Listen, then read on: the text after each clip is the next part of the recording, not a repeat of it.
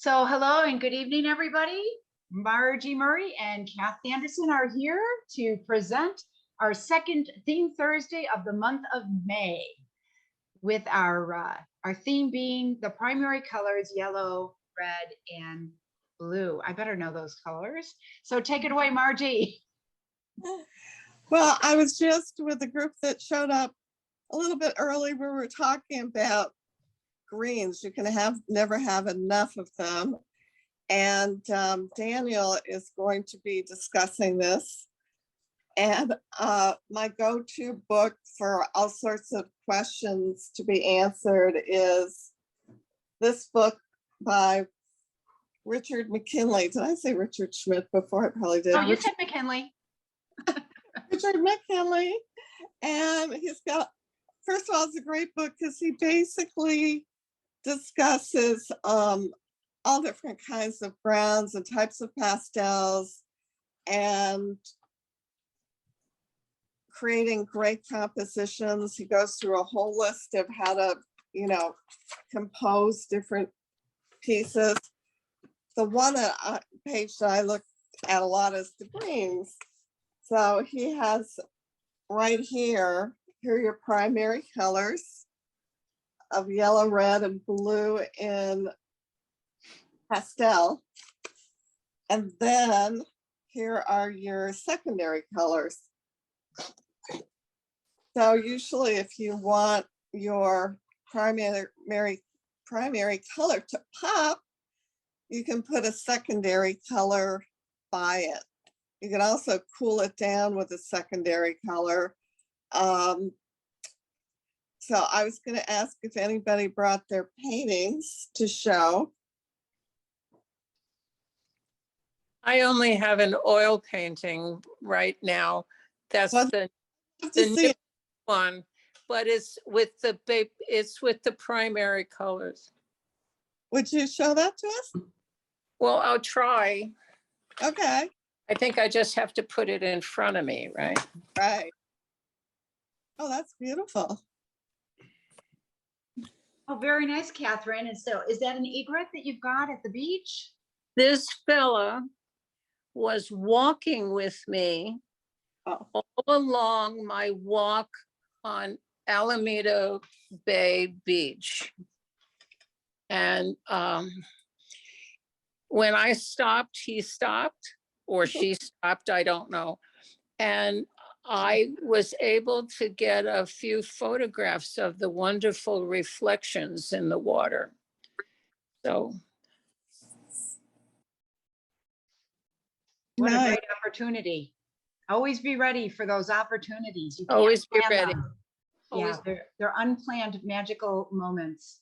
We don't carry the big telescopic Nikons around anymore, but it's very nice to have that iPhone in your pocket. Oh, definitely. Not unless you're Chris and you're going on an African safari. You better bring that big lens along. Hello, Chris. Hello, yes. Barry. Sure. How are you?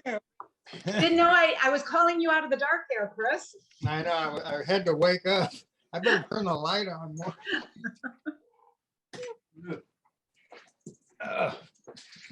Yeah. So, Chris, do you have an example of primary colors to share with us? Oh, Wow. We'll get back to you maybe, huh? let me look. Get back to me in a minute. Let me look what I got here. Well, I've got something that I could show you, but it's on my phone. I don't know if it'll show up, but anyway, that's. Oh, wow. So it's huge. I mean, it's like something like 36 inches across, but. Ooh. But anyway, that was using pretty much. I realize actually I do that a lot. I use a lot of primary colors when I'm doing my works, when I actually was going through them all. I got a portrait and a landscape. Yeah. Oh, I'd love to see your portrait, Daniel. Okay, here's a portrait. Oh, very cool. Yeah, and this is made just using red, yellow, and blue and white. Wow. you know, and it's something I'll talk about, you know, color mixing, and you get the colors you need. You know, having a lot of colors is really convenient because you don't have to spend all your time mixing. But you know, if all you have are the primaries, then you could paint just about anything. True. Do you have one go-to red that you like? It's like a true red. Mine seem to get sometimes too orange. I mean, they're all Yeah, I really like alizarin crimson because okay. I can get purples, really nice purples. I also like a quinacridone magenta, and mixing a red out of that. You know, cadmium red light is really easy because it just comes out of the tube kind of lightened already. You don't really need it. It needs Right. light. But to get the deeper reds without it getting too blue, I started off with a permanent alizarin crimson in oil paint. Here, this is it. Yeah, oh, I love that brand too. Such a great brand. So I'll go ahead and show mine. I have Yellow Roses pastel. Oh, that's lovely. Thank you. So this is one where I use the yellows, and then in the background, I paid attention to the lavender and the blue to complement. Also, I put in a table so I could get the reflection of the glass. Nice. And I love it so much. I decided I have a yellow. you Go have ahead. yellow. Just like I did red as well. So I have a red one that's I'm working. You want to show your red one, Margie? Do you want to show the red? Oh, I just have it in drawing form. Oh, okay. What do you Well, I have? have a Lynn? yellow. I have a yellow. My Charlet bowl is mostly yellow with pink, Oh, I guess is red, and the blue grays. So I think that's kind of a primary palette, right? yes, Okay. yeah. Definitely. I just started a whole drawer of ochre because I do so much of the ochre, the wild oats at the ranch. Mhm. I went ahead and separated all my ochres Oh, that into was- one section so that I can easily grab them. And I think that works really, really well. I've also been underpainting lately with kind of a rust color acrylic. So I've been toning my whole pastel sanded paper with a rust color. And it Oh. really makes the landscape come alive. The beauty of the greens come through, Mhm. the ochre comes through. So there's a lot of warm oranges out in the landscape when you look at it. I'm looking at red dirt right now outside the window. So So Lynn, I'm did you actually said you're using an acrylic as your underpainting? yes, I'm toning with an acrylic. It's a thin wash of acrylic. Okay, so it's watered down acrylic. Yes, watered down acrylic. And it almost looks like a wood grain after I put it on. When I put it on with the brush. And then I really like how that warmth peeks through the pastel. And also you don't have to use up all your pastels covering the entire surface because some of that's going to show through. So it's just a single color toned underpainting. What kind of paper do you use? I use Lux Archival. Oh, Most of the okay. time, though, I just completed a piece with Wallace because I still have some Wallace left. Wow. Hardly any Wallace left anywhere on the planet, and I have some. So, but Lux is pretty close to Wallace. How many of you remember Wallace paper? It's no longer made. Before my Yeah. time. I've got some on a roll. Yeah. Yeah, Oh, I've got a little bit too. I've been kind of holding on to it because it's so precious. it's precious. But anyway, that's lately. That's what I've been doing lately. Hey, Margie, I got something when you're ready. We're ready. Okay, can you share my screen? I think Kat or Daniel will be able to do that. Oh, okay. I'm not sure how to do that. How do I share a screen? Hold on, let me see. I don't have control over the. Share screen. Or you can do it. either one. Okay, I put share so participants can share. Ken, are you hiding, Chris? Is No, this the one? Well, I put my picture, oh wait, my I just camera pinned went you. off. Wait a okay. second. Hang on a second. Okay, my camera's back on. There we go. Okay, I just pinned you. Can everybody see Chris larger now? No, Yes. You might have to go to your, You have to put view on speaker and then. yeah, put speaker view instead of gallery view. Speaker view. Up in the right corner, yeah. So who's ever the host has to, on the share screen, has to allow multiple. I did. screens. I Okay, already did that. you should be able to share. Oh, wait, I see a green button here. I can share my screen right here. I gave everybody permission, so only do it one at a time. Hang on a second. Like Chris. Share me. There we go. I spotlighted you, Chris. Okay, hang on a second. Share, whoops. It's okay. It says Chris has started the screen sharing. Can you see that painting there? It's still black. I think it's still starting. At least on my thing. Share. Oh, there we There go. go. That's beautiful. Nice. Okay, well, that's kind of blue, red, and a little bit of yellow in there. That's gorgeous. Mm. Where did you do that, Chris? That was the Colorado River just down the road from Moab, Utah. Yep. That's awesome. Oh, thanks. It is beautiful. Okay, I'm gonna stop sharing. If I can find something else. Yeah. So Lynn, I think you had the other painting that we put in the, or you put in that beautiful MailChimp you sent out. Thank you. That actually is owned by Kath Oh. Anderson. It's on the wall. She has that one in her collection. But where are you, Good what are you job. saying? My piano, it's the called The Music Lingers On. Yeah. That's an example of yellow that Margie wanted me to put in the, Oh, do you want me to bring it? I can show it. can you take it off the wall? Oh gosh, okay.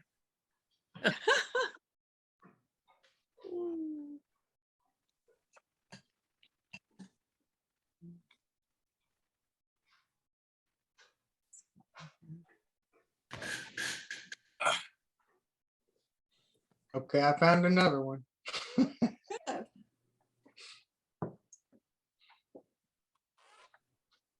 Aw, Not man. yellow. I'm trying to not have the glare come from the windows. But this is a painting that that Lynn had done, and I have a beautiful piano. So this sits right before the entrance to when you see the piano. One of my favorite paintings, Lynn. I love that one. Thank you. Gosh, so many people have wanted prints of that. So I have prints on fineartamerica.com. Everybody in my family's musical. Everyone plays the piano. So everyone has a print of that. Cool. And I've sold it too. So it's kind of fun. Yeah. It has a narrative. That piece has a narrative. Moody. Mm-hmm. Yeah. Well, everyone in my family played piano, and my mom was a piano teacher and voice teacher. So when the kids left the house and my mom was ill, no one was playing the piano anymore, but I could still hear the music. So I called it The Music Lingers On. I could still look at the piano and hear the music and all the hubbub around it. So that's, yeah, it's a pretty special piece for me. And the sunflowers are supposed to be hope with the late light of the day coming in the window, kind of the end of. I read somewhere that that was like the national flower of Ukraine, the sunflower. Yes, it is. It Yeah. is. Yeah. Thank you. Okay, so I have you spotlighted, Kath. I can unspotlight you. Yeah.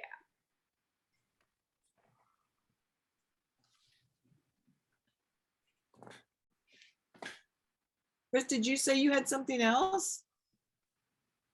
I think he's getting it. I could be wrong. I'm going to show you guys another book, which is not in pastel, but it's called Advanced Fashion Drawing. Ooh.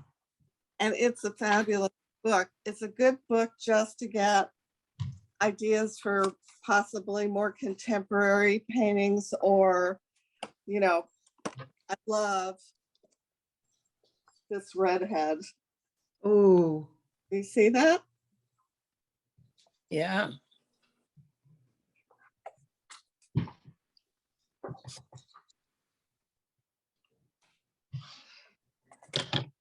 And here's a real good example of yellow. Well, some different combinations, but you'll see some lovely combinations with this one.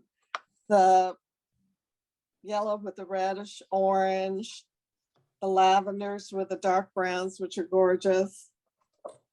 Sonny has a really fun book, and I've gone to it many times, even if you're a person who likes figure drawing. There's a lot of just really nice, simple shapes here of like a lady leaning on a coffee table. Mhm. So, I mean, it's a great book. All available on Amazon. This one, my watercolor teacher gave me because I stole it out of the studio so much. Well, if I need the book, I know where to find it. Which is true.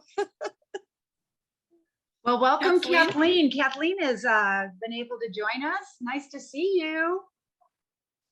You can unmute yourself and join the conversation. We've been talking about paintings with, predominant primary colors. And now she went black screen on us. She's got the red. Look, you I, can I unmuted, but I accidentally touched the video at the same time. Got a twofer there. I haven't been doing that much in primary colors, because I've been sort of focusing on clouds and using grays and things like that. But I did do a little sketch this afternoon just to play around, and I'll show you what I did.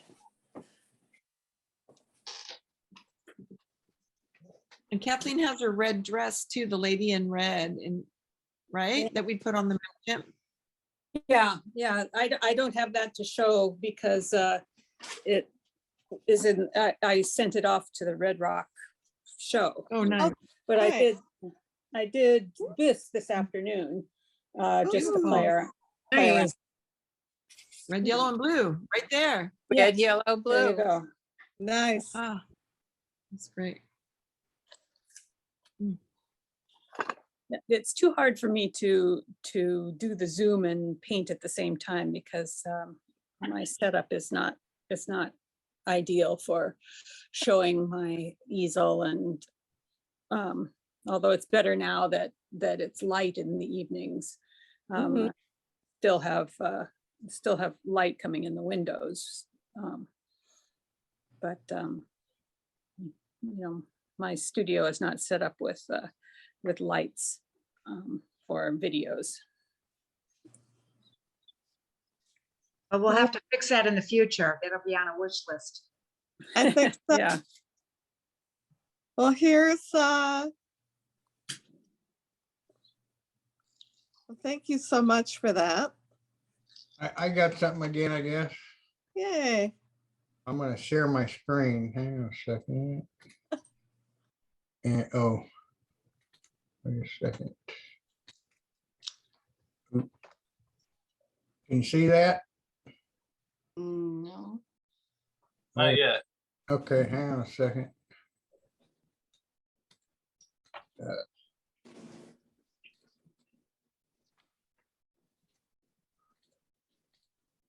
Yes, we can see your screen now, but it's we see all the files and everything.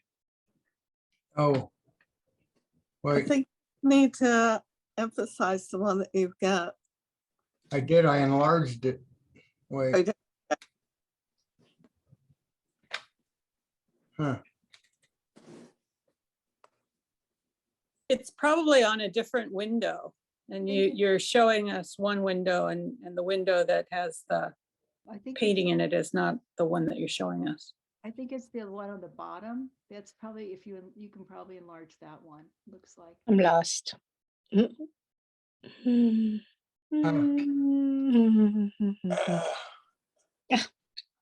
Oh, here, wait, I think I can get it now. There you go. Nice. That's Can you see that now? Yeah. Yes. Okay, That's beautiful. it's just a kind of an abstract red, blue, and yellow. Primary colors with a few others mixed in. very nice. I like how it vibrates, you know, with the red and the blue. Yeah. It's got an energy coming out of it. Mm-hmm. Cool. Okay. Oop. My video and audio keep going out. I don't know what's going on here. Okay. Well, I've got one if you, nobody else is gonna jump in there. Thanks, Larry. Good timing. Oh, that's beautiful, Lori. Yeah, I did this with my Zoom pastel class that I was doing, and I wanted to just try something a little different. Mhm. It's aside from the green part. Oh, there we go. There's a lot of purple and lavenders in there. I don't know if you can. Yeah, that's just gorgeous. Oh, it's see so it. beautiful. This was in my yard, and I like this coming around the other little bud. I call it sisters. And when my sister saw this, she says, I know where that's going. So this is going to my sister, but Now the background how did you do the background? it's done on black. Oh, And okay. then in the background, I've put some purple. There's a lot of purple in the background, a dark purple and blue. The background is lovely, setting off the yellow. Yeah, well, it's slightly on the purple side, so complementary colors. That's So, terrific. okay. I'll just set it down there.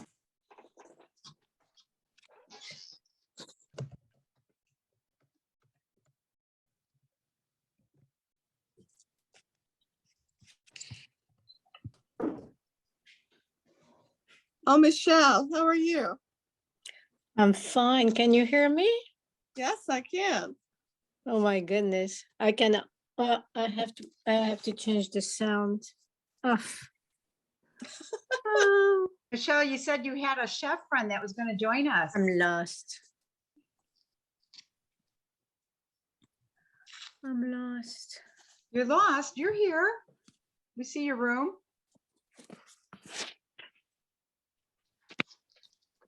Yeah. Do you have something to share with us in the primaries? Sorry? Do you have I something cannot to share? hear you. You can't hear me? No, I can hear you now. Okay, yes. Do you have something that you can share with the primary colors or anything predominantly with the primary color? What did you say you want? Oh, by the way, I have 2 or 3 sets with the primary color if you're interested. Oh, I have the can you show us what the cover looks like on those sets? Well, yeah, it's on my web. I can go and find it somewhere, yeah, eventually. Yeah. Okay. How you doing, Margie? I'm doing well, thank you. Been keeping You busy. look great. Thank you. Congratulations on your son. Oh yes, well, for everyone out there, I was just at a wedding. My older son got married for the 3rd time because of COVID. Well, that's Great. just celebration.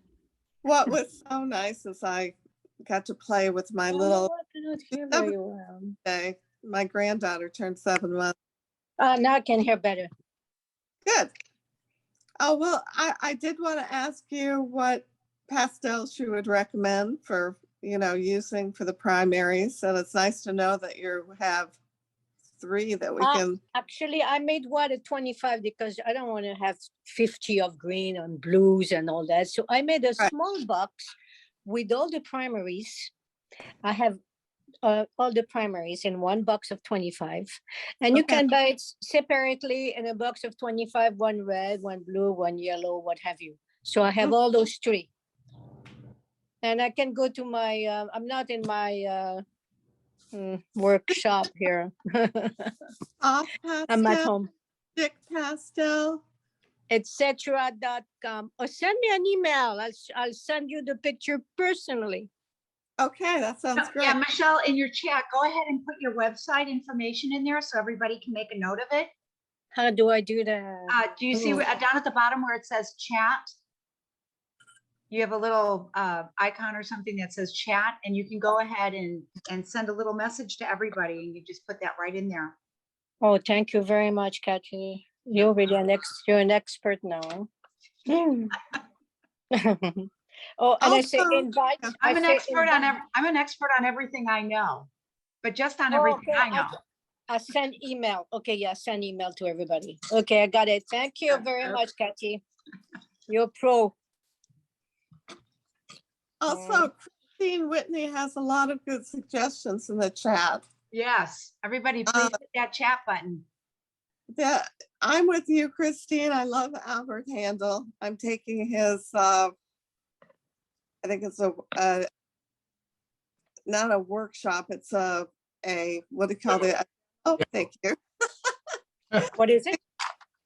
I'm taking his demo at IAPS. Oh, you're lucky. I'll be Pardon? working the camera for it.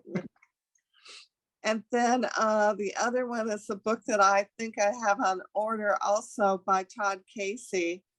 It's the Oil Painter's Color Handbook, a contemporary guide to color mixing.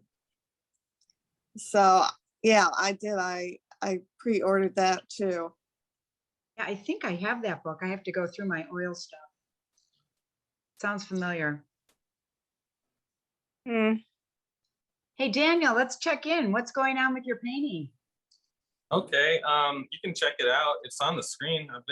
It's been there, you know. So I've blocked it in, and I just put in some yellow on the banana right here. And all I'm using are these colors down here at the bottom. Oh, you're gonna have to highlight the other screen. See, we've got share screen, so. Oh, Yeah. Sorry.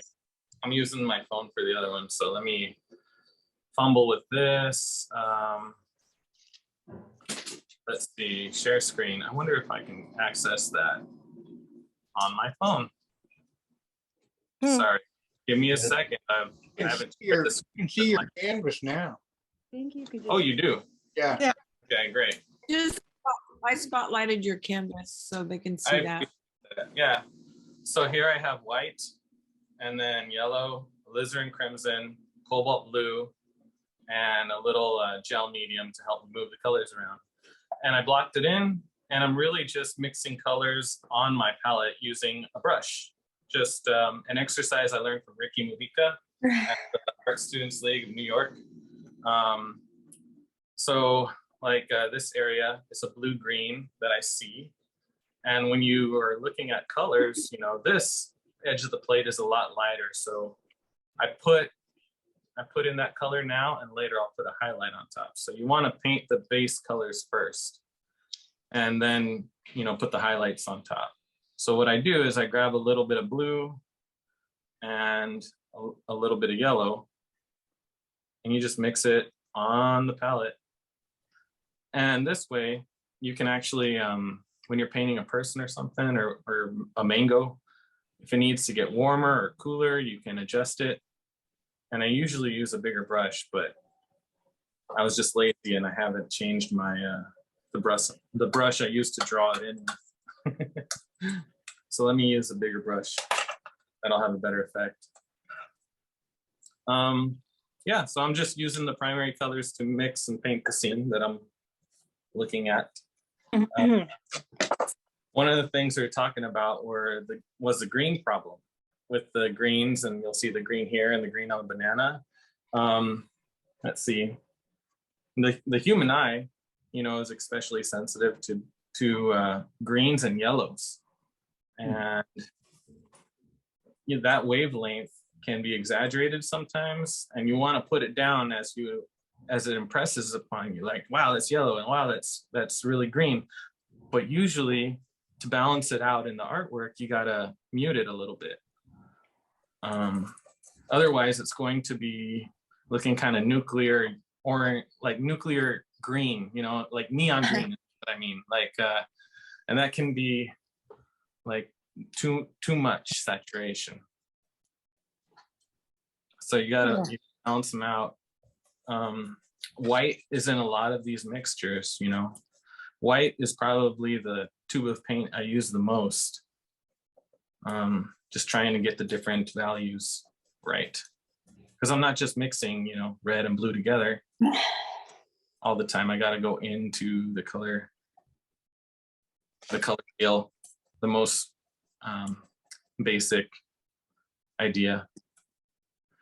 All right, so right now I'm laying in some darks, and it's a little warm, so I got to make it cooler.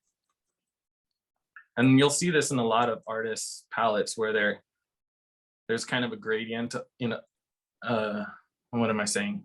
A pool of color that's a gradient, and that's how they paint. With pastels, I imagine it's a little different, just because you have your values laid out kind of in front of you, But these shadows are actually cool. The light is warm, so these shadows are cool down here. They're kind of blue. And this plate, I actually made this plate. It's a ceramic plate. It's really warm. So the cools are going to be cooler than I think, and the warms are going to be warmer than I think. Just keep that mantra in mind sometimes when you're painting, like, oh, it's warmer than I think it is. It's cooler than I think it is. And that can help you, because you're painting outside or whatever, you're painting your studio, and then when you bring it into another light, the colors seem to run away somewhere, off the canvas sometimes. Just remember that, try and make it warmer and cooler than you think it is. Oh, welcome. How are Yeah. you? Go ahead. Bernard, can you hear me? Hello. Bernard has joined us. Yes. Oh, greetings, campers. Hey.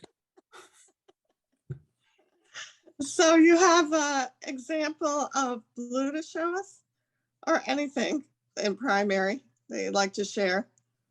Me? Yeah. Oh, Another Bernard here. well, you never know. There's many duplicates. Well, in the meantime, Christine had a question. This might have been for you, Daniel. Do you like a chromatic mixes or value mixing with black and white? Good question. Do you like chromatic mixes or value mixing with black and white? Question mark. That really depends on what I'm doing. Like, I had a few examples just to show everybody. So, like, so this is like kind of a great answer to that question. Oh, here, I guess I can do this. So this is an example of a chromatic or a black and white mixing. So you have like a yellow ochre, and you use black in little bits at a time to darken it. And you'll see with any kind of yellow, when you add black, it kind of gets green as you go. You lose the chroma when you use something without color to change the value, the color is going to fade. And so here, it's got a lot of chroma down there. And as you mix, you're losing that color.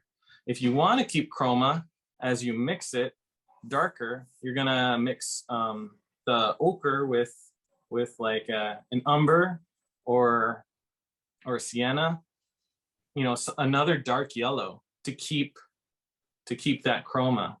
If you're mixing a flesh tone, burnt umber, and you want to make it lighter and you use white, you're going to lose the chroma, and your figure might look a little not so saturated with color. They might look a little anemic, like even Seattle or something. But if you want somebody who lives in Southern California, you're going to have to add chroma, get that nice the color there that's in, I don't know, in some skin tones that's not going to fade away. You can see this is getting lighter even though it's not losing chroma. And that's mixing burnt umber with like the siennas and even some reds. So that it depends on what I'm doing, but usually I like to mix with the chromas. I like to find a color that's a little lighter and add that instead of just using black and white. Very good. Thank you. That was very nice. So, did you want me to show something? Yes. I don't know if you can see that. Let me just go to one side slightly. Well, this is a plein air study underneath San Clemente Pier. And let me see if I can get some more daylight. I've got a yellow lamp on, but it's a little bit of daylight coming through. So this is really, I've got a plein air easel in front of me, and so I had to work pretty rapidly because the sand was eroding away underneath the legs of the easel. Oh dear. So it was quite exciting, and lively. So we're talking about colors, and I'll just tilt that sideways, but you can see there's a lot of violet. And I always associate anything to do with the coast or the water around PV Peninsula, always to do with the violets.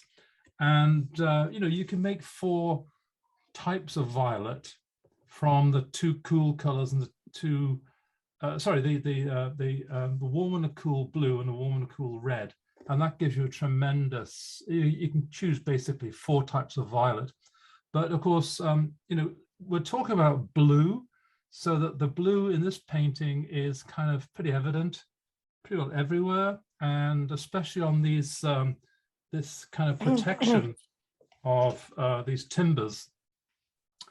And what's nice about this particular scene is it's counterbalanced by the warmth of the sunlight up here on this old on these old timbers. So I didn't touch this once I thought I'd finished it, and because I was working so fast, you basically don't stop to think. You just throw the paint on and get out of there.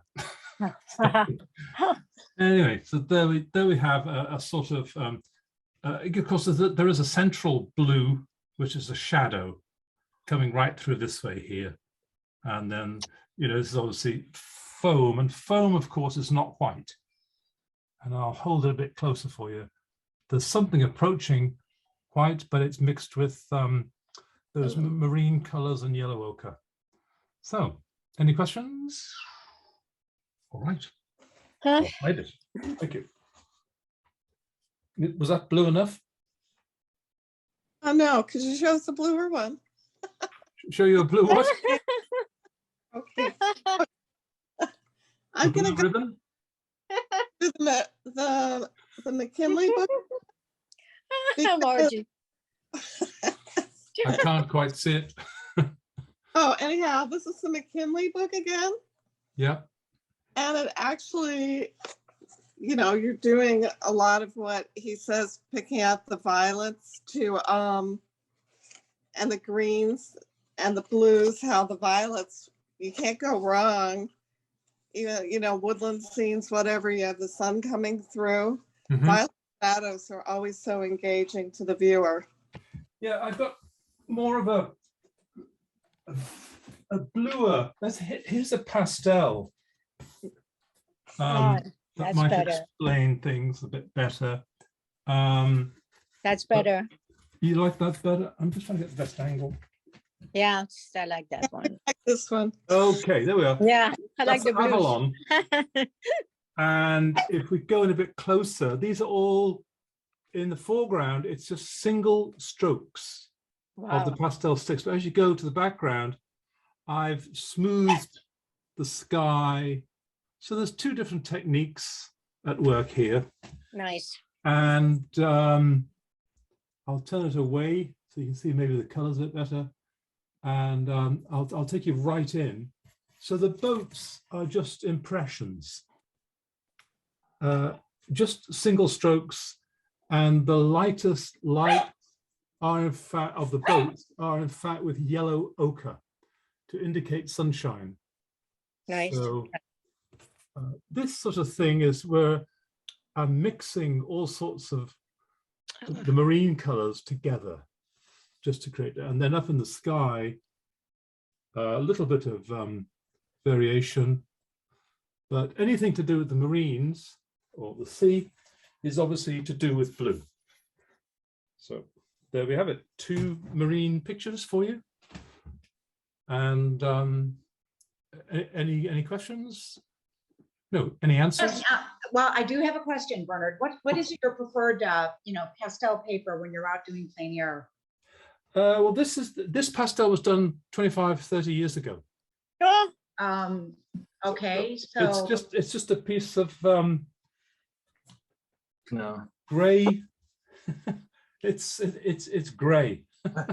I didn't have your watch. Just a large piece of Okay. gray now, paper. no, it wasn't. So Bernard, was it a sanded Green. paper? Were there Greener some than I think. papers No, available? no, it's not sand. It's Okay. it's just grey paper. 72. A sheet of paper from the local art store around here was called Walsers. Yeah. Oh, And I yeah. was working quite big on this. This was sent to the, I tried to join the Pastel Society of America, and I sent them this.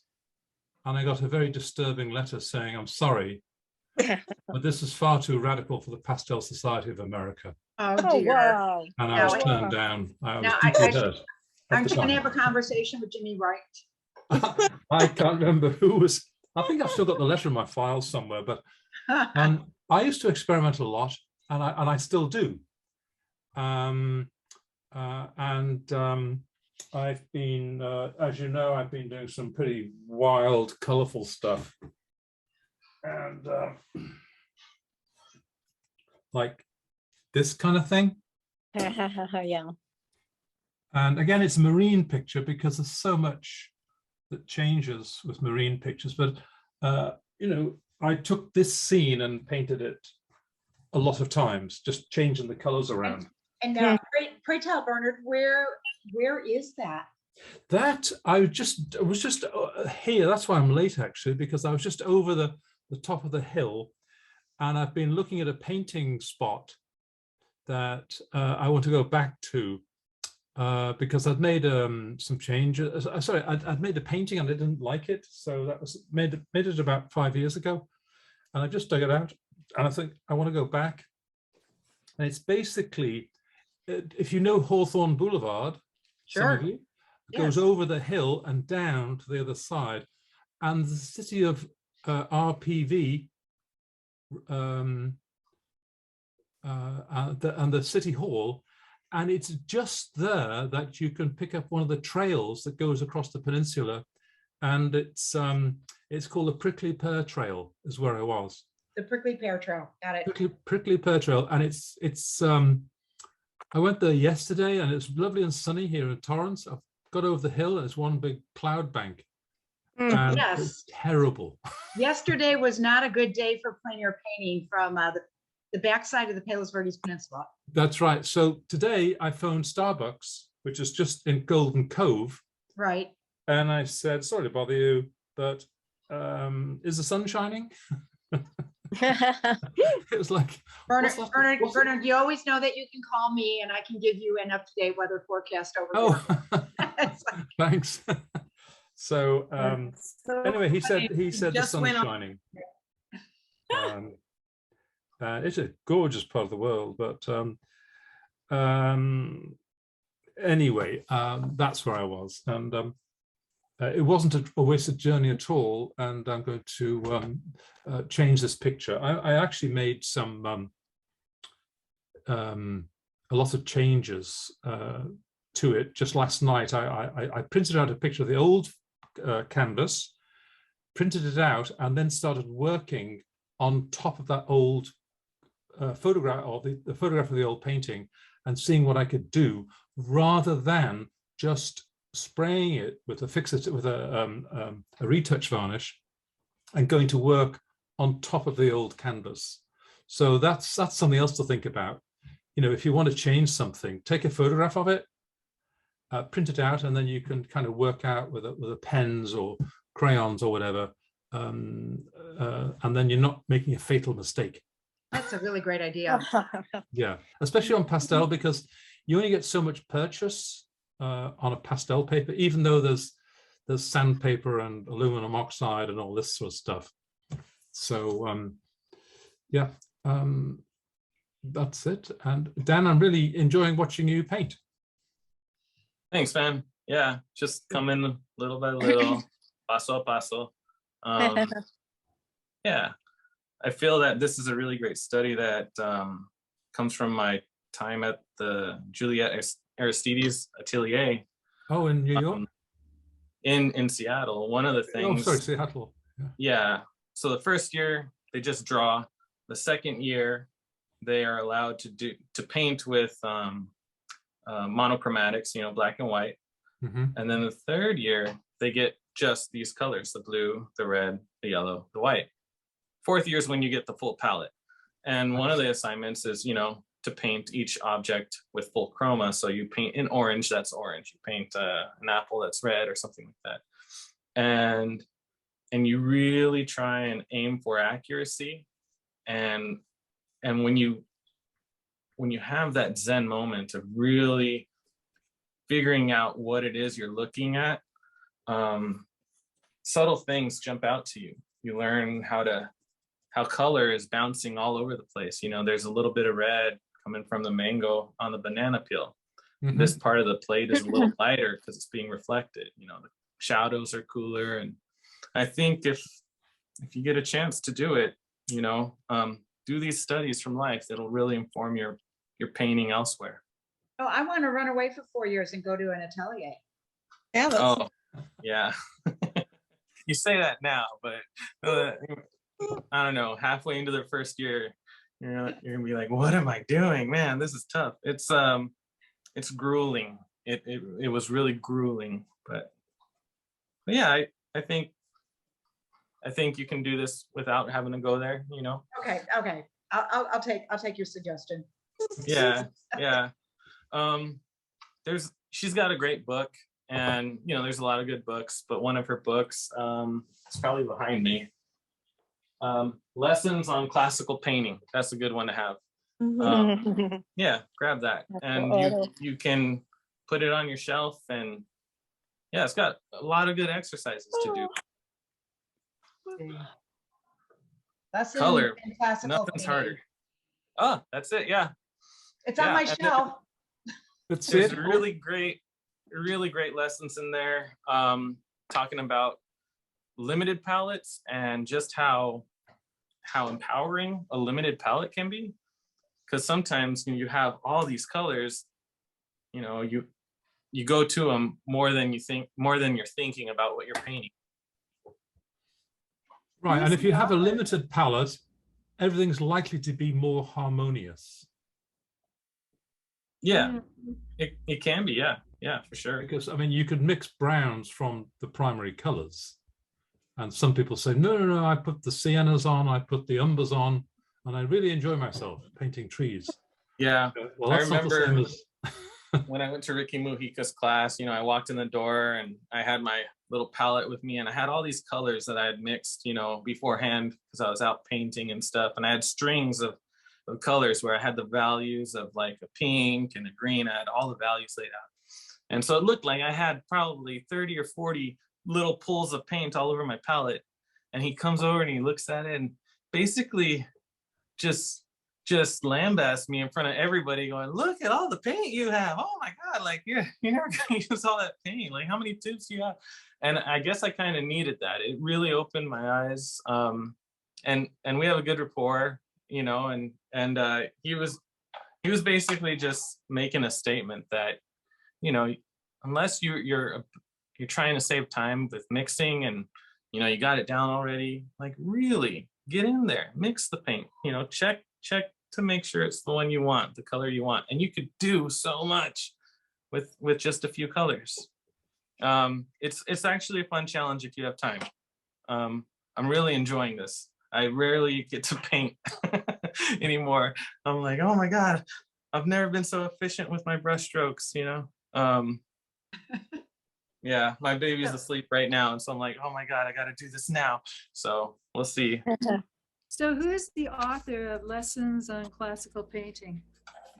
Her name is Juliet Aristides. I'll put it in the chat. Oh, Yeah. okay, yeah. And in fact, I hear that my little critter. So I'm gonna say goodbye for now, but it's been fun, and I'll come back on in a moment. We'll see. Great. Cute. Well, a good day for me painting is when I only use 3 brushes. That's like major. I mean, because I only have 3 brushes to clean up, which is another reason I like watercolor so much still. Mhm. So did anybody else bring some paintings to share? No. No? Christine, I really like your painting that you have for your profile. I have that one. Oh, please show. The sunny Nice. Does it flower. show up? Mhm. It's a sunflower. Great. Oh, that's lovely. Can you rotate it? There we go. Sorry. Oh, that's really beautiful. So Christine, what paper did you use for that? That was just UArt. Just short. Just UArt. Was that UArt 400 or 600? Or? Usually, no, it's usually 400.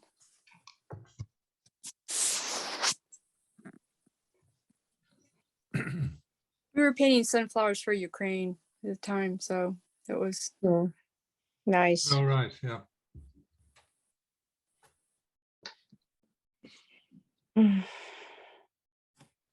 So how do you spell UArt? I hate to be really not knowledgeable, but I'm It's not. a big U. Yeah. They are. Okay. I mean, I come from the 70s. That's when I went to college. So all my drawings are from those times. So I'm gotta catch up. So Maureen, where are you coming from? Is this your first time onto the Zoom with us? Yeah. I actually have COVID right now, but I have a mild case of it. I'm in Long Beach. And I had my own design firm for about 35 years. And I just retired. And I'm like, I can draw. Oh my God, I love pastels. When I was in the university, I just loved working in pastels. So when I found this, I was like, oh my gosh, there's a group of people and they just do pastels. I was totally enamored.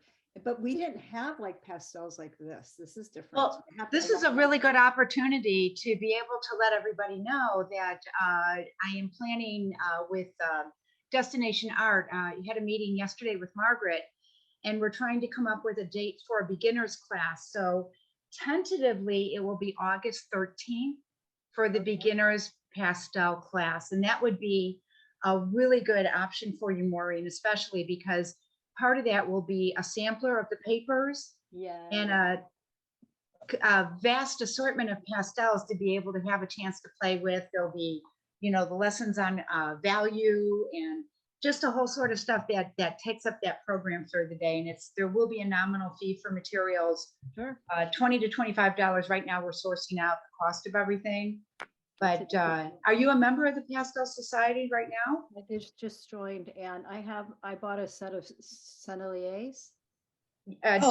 Which set did you get? Was that the Paris collection? The 120 set. Wonderful. That's a really, really great set to have. That was a good deal. So I thought, Yes. well, it's a good starting set. So I saw how many people have, and I was like, oh my gosh. Yeah, it's one of my workhorse sets that I use. Okay.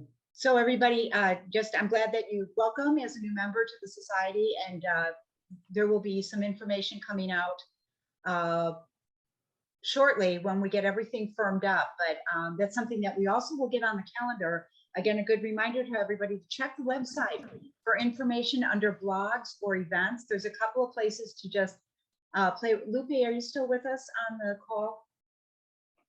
I was going to have her. Lupe is our webmaster, and so that you sometimes you have to find the information by doing the menus with blog or events to be able to find out what's going on. But we will definitely be putting that onto our website. It's So limited. August, and you don't have to be a member of the Pastel Society to be able to join. So if there are people that you know that would be interested in investigating and walking into this world where you don't come back from, this is a great opportunity for them to have a chance to play with pastels and to get a taste of what, like even there'll be a class on no-tans. You know, there'll probably be a 20-minute segment on how to do a proper no-tan. I came into the pastel world not knowing what a no-tan was. I've never even heard of that. See, we all start somewhere. I don't know what a no-tan is. What is that? Oh, look how cute. Although, oh, you know what?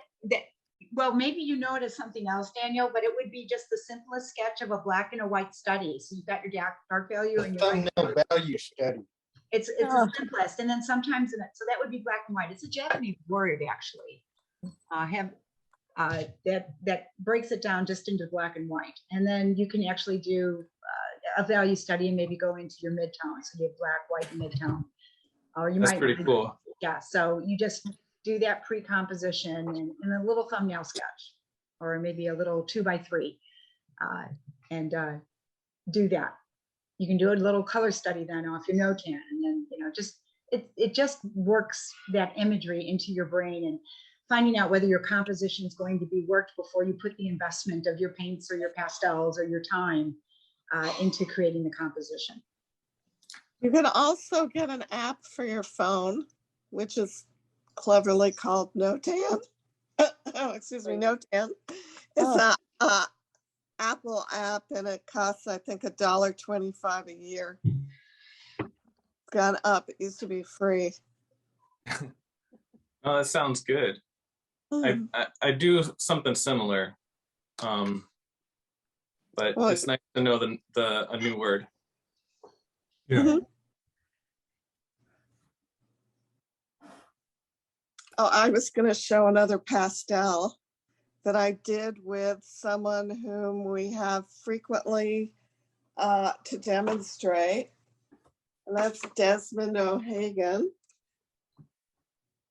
And I've taken classes with him, well, whenever I can play. And this is, I went up to Ventura for drinks with a friend.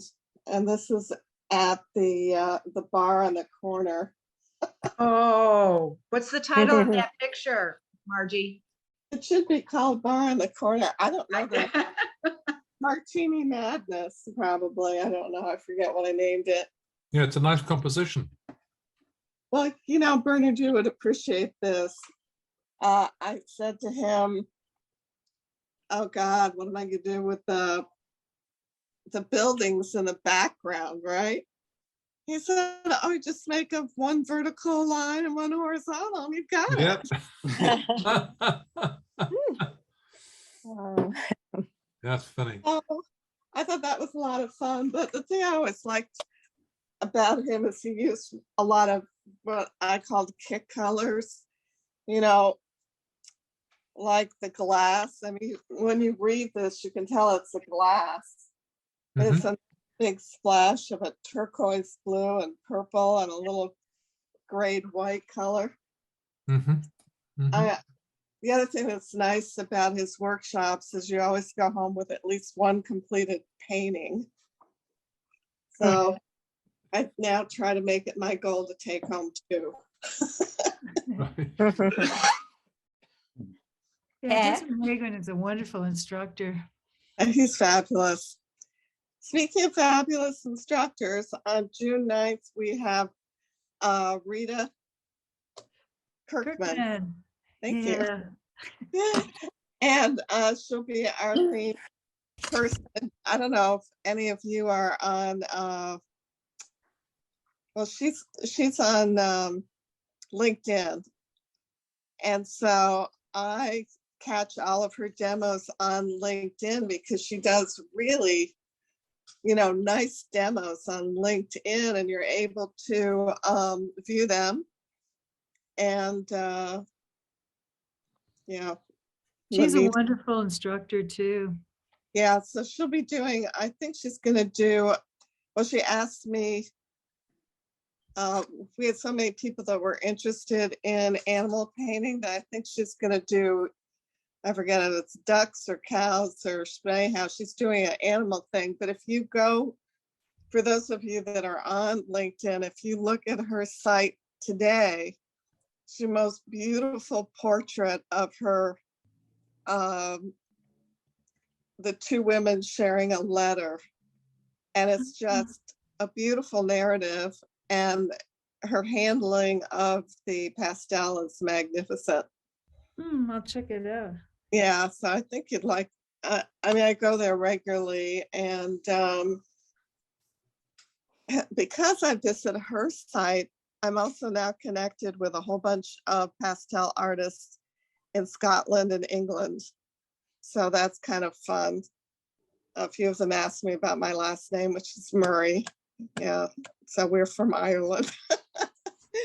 So it's nice connecting with people, you know, globally now. That's the one great thing about Zoom and about the internet, that we have access to seeing a lot of interesting things. I mean, I had, until this Ukrainian thing, I never had seen so many beautiful painters, master painters from that region.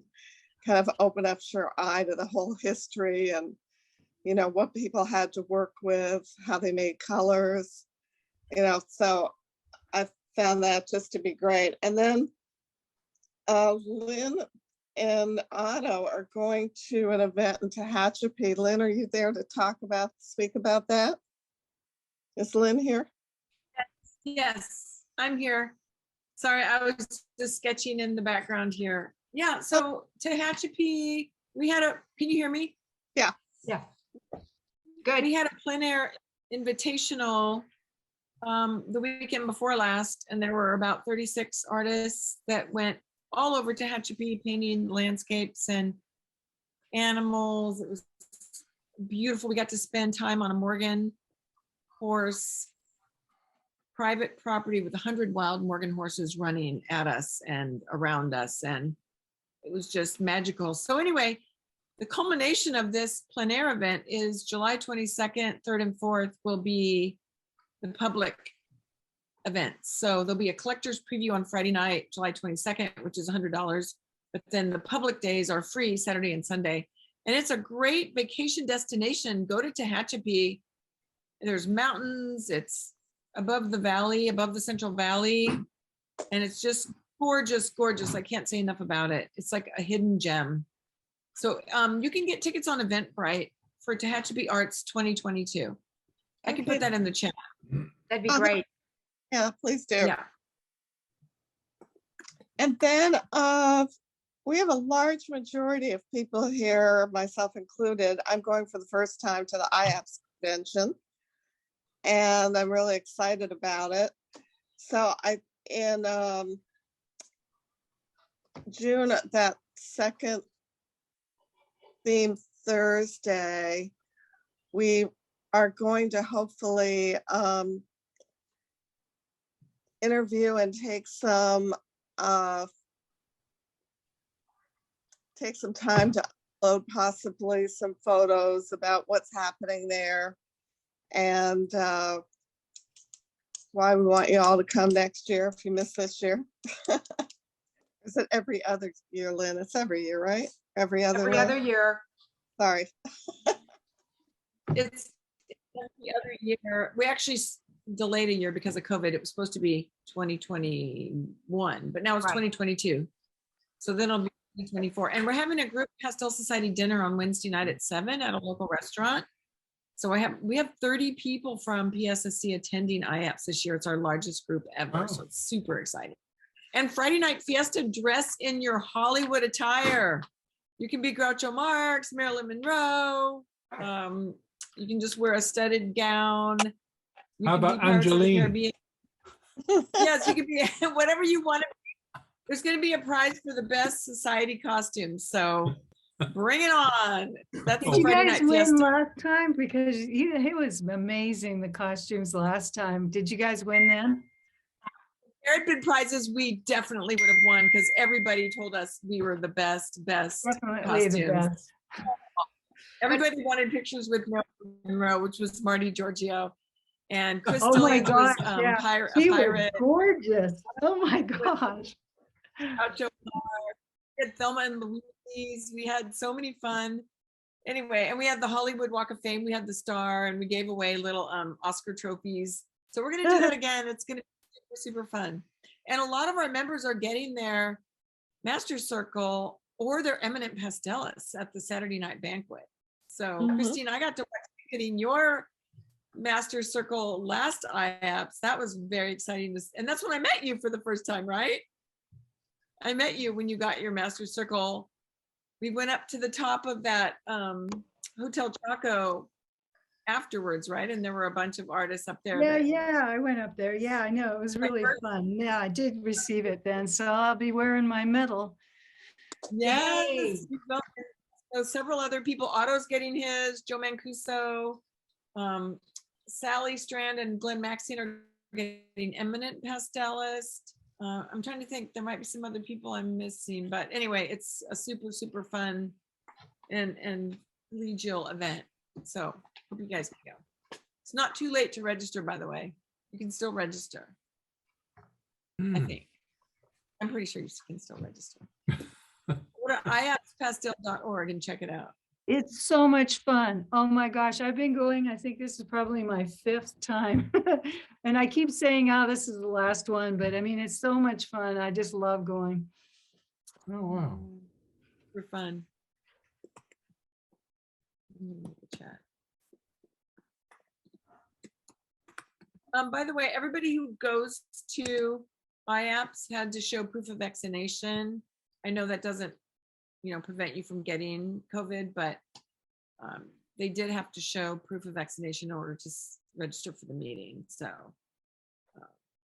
hopefully we won't have any little critters, not little critters like your little critter or Daniel, but I mean the kind that the little virus critters. Hopefully we won't have any of those.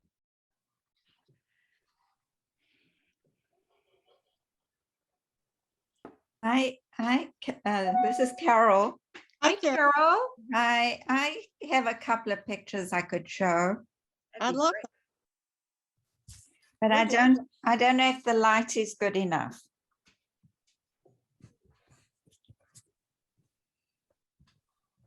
Oh, that's Oh, lovely. it's beautiful. Wow. Lovely. Yeah, that's Mainly primary colors. Beautiful, Carol. That's my favorites. And this one. Oh man. Lovely. I don't know if you can see it. That's beautiful. Lovely. Definitely. This nice. Isn't that a good zebra?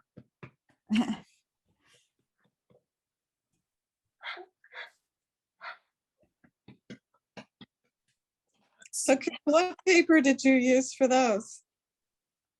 What was your technique? That was UArt. Uh-huh. And did you use pencil? The leopard, I actually toned the paper black before I painted on it. Okay. And on the zebra, I used a Sharpie pen for the underpainting and painted on top of it. Interesting. What did you use for toning on the other one to make it dark? I had black ground. Oh, okay. Yeah. I'm curious about that because there's so many different ways you can kind of do those solid type of areas. I've been experimenting with ink and so far it hasn't gone real well because it seems like it's been kind of blotchy. But yeah, so I'm always curious about that.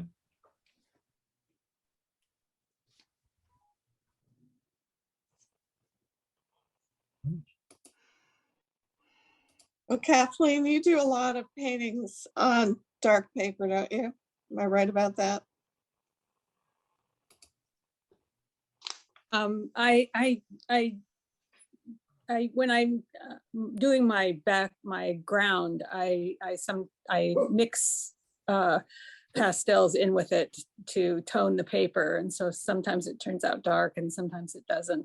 I've also been painting over old paintings with the pastel ground. And so whatever the old painting was ends up being the background for the new painting. And so they're kind of, you know, grays, could be darker or lighter. And I'm going to have to say goodbye because my battery is almost dead here. So very interesting, everybody. You know, but I'm gonna have to check out here because my battery's about to go. So. Well, we're really so very happy, Kathleen, you were able to join us. It's good to see you, even on Zoom. And thanks for joining in. It was very, very interesting. And so it looks like we have Mike Ishikawa and Jan. I don't know which Jan that is. Is that me? Oh, there. Hi, Jan. Jan, are you a member of the Pastel Society? Yes. Oh, what's your last name? Bach. B-O-C-K. Oh, okay. Welcome. Jan. I came in late, so I kept my face off. I do look better on Zoom than in person. Well, you know, even if you slide in there, we are always looking to see who's joined us. So I can't say that. Most people don't look better in Zoom, so you are one of the few. That's great. I don't look so good on Zoom. So. So Jan, we've been talking about the primary colors and paintings and whatnot. Do you have anything that you might be able to share with us? Do I have anything to show in pastel? No, I've been painting lately more in acrylic, so I don't have much going on in the pastel. Oh, we can do it in acrylic. Daniel is there painting and oil painting as we're speaking, using primary colors. I'll have to and he's doing it one-handed. Yeah. Look at this. I was left-handed for one a while. hand. I'll have to go find something because I'm getting a window installed tomorrow because the window failed, and my whole art section got moved somewhere else away from the window. So everything's stacked in boxes. I'll do it next time. Next time. Hey, Mike, we didn't get a chance to say hello to you. Thanks for joining us. Hi. Hey, Mike. Hi. Let me start the video. There we go. There you go. So primary colors, Mike, do you have something to share with us? We're talking about the reds, the blues, and the yellows, and of course you can. Oh, well, I don't have much, but I do have this boat that I just did not too long ago. I can show you. It's in blues. Woo, that's cool. Wow. Yeah, that's the one you did online here. Big blue boat in San Pedro. But Nice. it's primarily the blues and reds, blues basically, and some reds. So yeah, I like doing boats, and I just happened to see this big blue boat there anchored up. So I took a picture of it and I painted it. I did a small one, and I liked the look of the small one, so I did this larger one. So nice. That's very nice. I won one of your paintings at the exhibit. Oh yeah, I'm the guy who won that. That was the same series. That thing is gorgeous. Oh, okay. Yeah, I love that. I did a sort of, I guess this is more or less a study in blue. That's beautiful. Yes. It's a foggy day on the Sonoma, the Sonoma coast. Yeah, looks nice. And I don't think it's done, but then maybe it is. That's it looks done. That's a good point. How do you know when a painting is done? If you turn it upside down and look at it in the mirror, that'll give you a good clue. I'll click my heels 3 times. I think a painting is never done. You just have to just quit and say that's it, because you can always keep working on it to the point where then it becomes overworked. Yeah, then you destroy it. You just gotta know when to quit. And I think everybody gets to that point where, geez, if I put one more stroke in, it's gonna just get too busy, and so that's when you stop. That's usually my clue. You know, I It's a keep good one. until you just say, okay, that's it. If I put one more stroke in, it's gonna kill it. So I like Tony Elaine's 10 tips, and one of his tips is make a mark and don't touch it.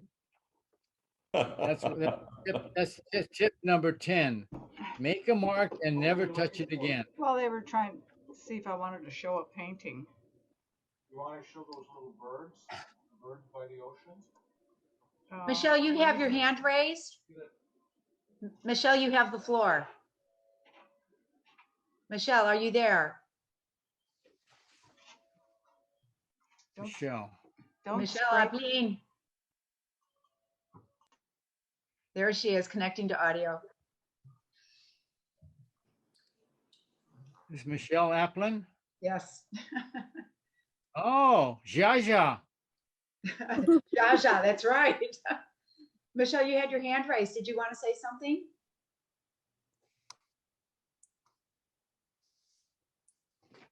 Okay. Is your audio working? Okay, well, we'll come back to that. Michelle, if you have a question, maybe you can put it in the chat.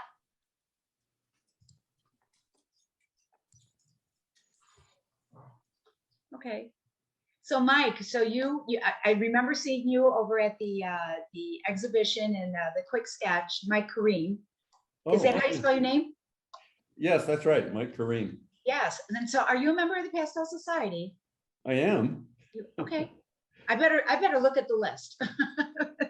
Yeah, I don't know when. I mean, actually, I paid my dues. I went to a workshop last spring and met some people from this society, and to go to the IAPS, and they all talked me in and say, well, you have to join a Pastel Society in order to go. So I joined you guys. Well, that's great. Little did I know that I would enjoy, getting involved in things here. Great. We'd love to have you along. We do have our next meeting coming up. I believe it's July 9th, where we'll be having July 9th. Oh, okay. For our general meeting. Oh, the general meeting. So we will be meeting again. And well, hopefully we're going to be having or the plan is at the moment that we're going to have a little sell your excess art supplies, clean out your garage or your studio, or come shop and see if there's something that you need that somebody else is willing to sell. So we're going to have a fun meeting on that day, and then we'll also be installing the new board.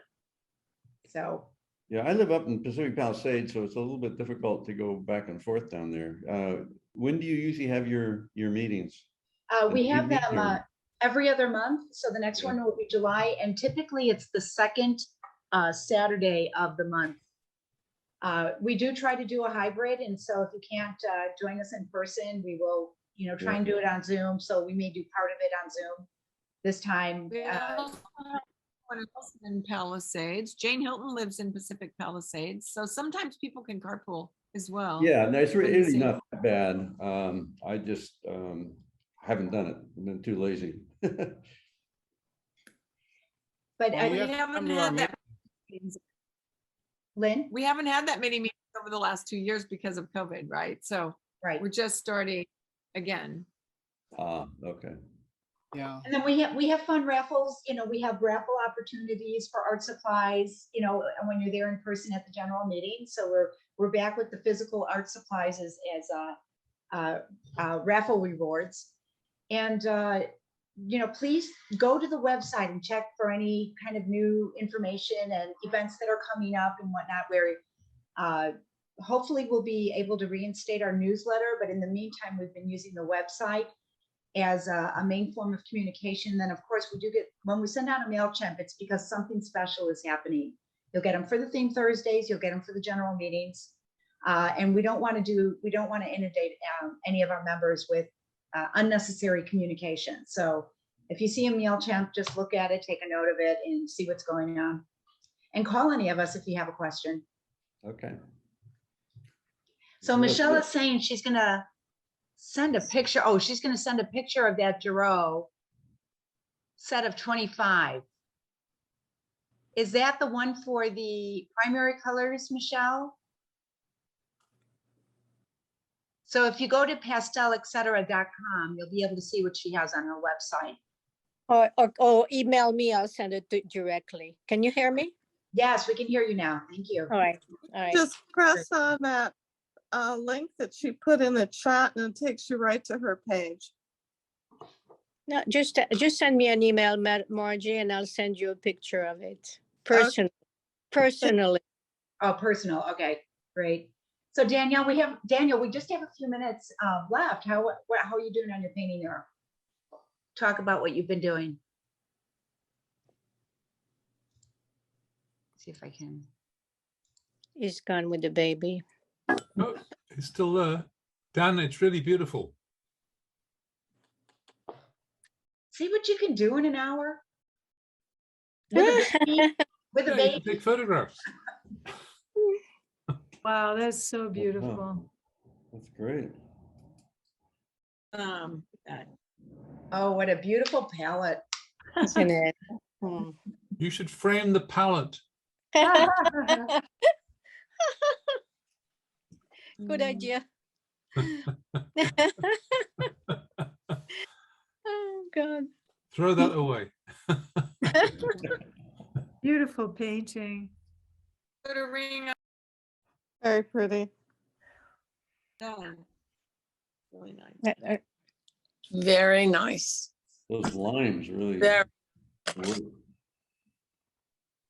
So this serves to show everybody that just even a simple idea of working with primary colors of red, blue, and yellow, we can get together and have a discussion and have a little time with each other, answer some questions that may have come up. And if any of y'all have an idea, please pass them along to Margie, and we'll be able to, have plenty of opportunities for suggestions on future Theme Thursdays. So keep thinking about that as you go along your daily lives, or there just might be, how to set up, still life bouquets and whatever suits your fancy. And what is the website? Lynn, would you be able to put that into the chat for the website? Jan is asking. Let me see. I'm just learning this. You're talking about me? Jan, are you talking about the website for Pastel, etc., or the one for the PSSC? Anything. I'll look up everything. Okay. Or PSSC. Fine with me. Daniel, there's no audio. PastelETC.com or .org? PastelETC.com or .org? Oh, sorry. Sorry There you about- are. Yeah, I thought. I'm just anyway. learning. I'm just learning how to send a chat. All right. Done. Yeah, Did I get that right? sorry about that, guys. I didn't know I was on mute when I was sharing everything. So I just use the three colors and white, blue, red, yellow, and white. And I was able to set it up. You want to compose your composition. I didn't want to just paint a mango, just, there. You want to set it up so it looks nice. And yeah, I actually really enjoyed this. Thanks for inviting me to paint. I'm really hesitant to get my brushes wet just because, Apollo kind of calls me up before anything's finished, and then I have a huge mess. But this was quick and a great little exercise. I felt like I was practicing my scales, so to speak. So this was great. Good. Then you'll get that guitar out, Daniel, right? It's looking at me on the wall saying, why do you ignore me? Yeah, no, this was fun. Maybe if I can play the guitar every now and then, that'd be nice too. But yeah, I hope this kind of helped you guys see that, you don't need it's so nice. Don't get me wrong. It's so nice to treat yourself and buy a brand new color and play around with it. I mean, I'm guilty of that because I have a favorite paint of the month. I'm like, oh, I really like this orange ochre. This is so cool. But you don't need it. You can really do so much with just the primary colors. It's true. Yeah. Right. But who doesn't love to like get a fresh paint tube? Very All nice. right. Well, thank you guys. I think this is great. You got to keep this going. I like the ideas that are coming out with Theme Thursday. I wonder what's next. Oh, so the next one is going to be on June 9th. And Margie, do you want to say again, what is Rita going to be? What's her theme for? Well, she just texted me during this because I sent her a reminder. Huh? And she's so sweet. She said, whatever you want me to paint, Margie. But I thought her animals are just so beautiful the way she does them. And I just thought it would be nice to have her do that. And then at some point, for those of you who would like a lesson in portraiture and pastel, she's just phenomenal. And as I said, she does mini ones on her website. And also, you know, she has Patreon students too. You pay all these teachers are different, but you sign up for a certain number of them. And then you can just log in whenever you want to. So she's been very successful with that. Oh, Daniel, that is such a delightful, I mean, what a great example for tonight's lesson, you know, which, you know, the fun time to play with primary colors. So with that in mind, it's 8 o'clock or very close to 8. And I'm going to stop the recording, but if you want to stay on and chat a little longer, we can do that. Well, I have can you hear me? Yes, Michelle. I want Danielle to choose 10 pastel from the Giro from my web. And I want him to choose 10 pastel to paint his baby, because we have some beautiful skin tone colors, as you know. Okay. Thank you. Yes. Wow. That's generous Yep. of you. And you have my web on the chat. I'm just learning all this now. So yeah, just go to my web and send me an email. Okay. I will do that. Thank you so much. Yeah, that's my